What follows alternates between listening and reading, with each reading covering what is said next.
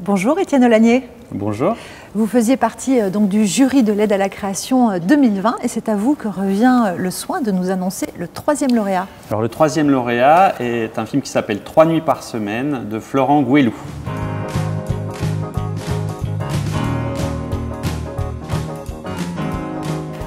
Bonjour. Bonjour Florent. Alors, 3 nuits par semaine, on va le dire tout de suite, n'est pas un biopic du groupe Indochine, mais la plongée dans le monde nocturne, festif, coloré, volontiers subversif des drag queens à travers le regard de Baptiste, qui est un jeune trentenaire, apprenti photographe et qui en pince pour le charme piquant de Cookie Cunty. Mais derrière la femme de scène, il y a le garçon de l'ombre, Quentin.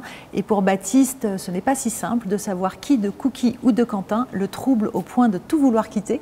Étienne, est-ce que c'est un projet qui a fait l'unanimité au sein du jury? Il a fait une relative unanimité. C'est un projet qu'on a discuté, en particulier parce qu'il a touché les gens de manière profonde.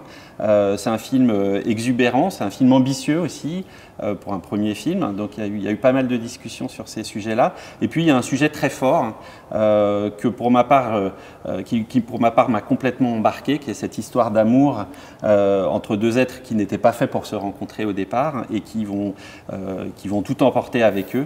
Et je pense que ce qui a convaincu le jury, c'est à la fois d'avoir un vrai film, une vraie proposition de film d'auteur, mais aussi avec une ambition pour le public. C'est-à-dire que je pense que c'est un film qui emportera, comme on l'a été au scénario, le public avec lui.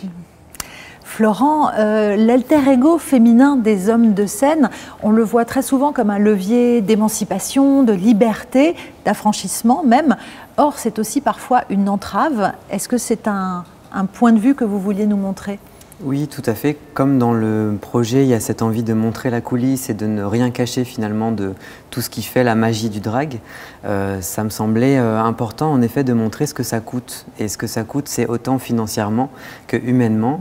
Et en l'occurrence pour le personnage de Cookie Cunty, en effet, et donc de Quentin, il y a cette idée que la drag queen permet la rencontre, mais finalement l'entrave aussi, puisque Quentin a déjà quelqu'un dans sa vie et cette personne, c'est son drag.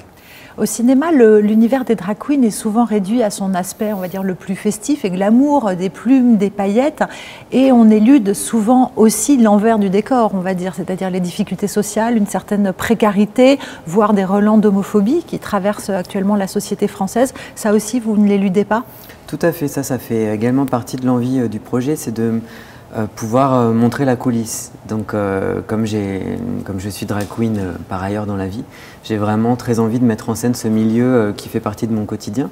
Donc ça passe par en effet ne rien cacher, parler autant des contraintes économiques, de combien ça coûte et puis ce que ça coûte humainement finalement d'avoir cette création artistique.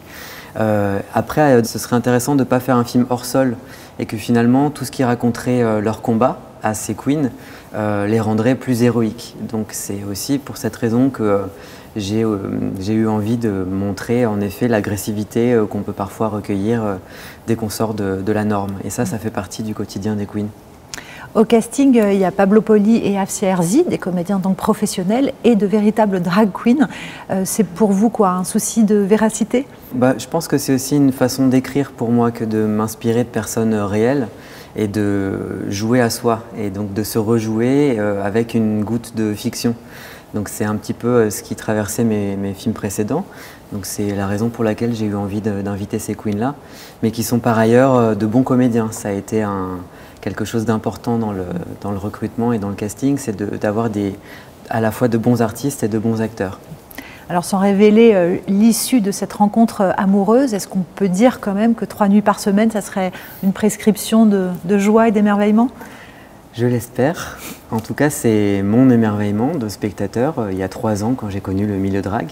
Et j'espère parvenir à le transmettre au public, en effet, puisque une drag queen, ça amène souvent beaucoup de joie. Donc c'est l'envie du projet. Regardez, on a la banane déjà. Merci beaucoup. Merci à vous. Merci à tous les deux. Merci.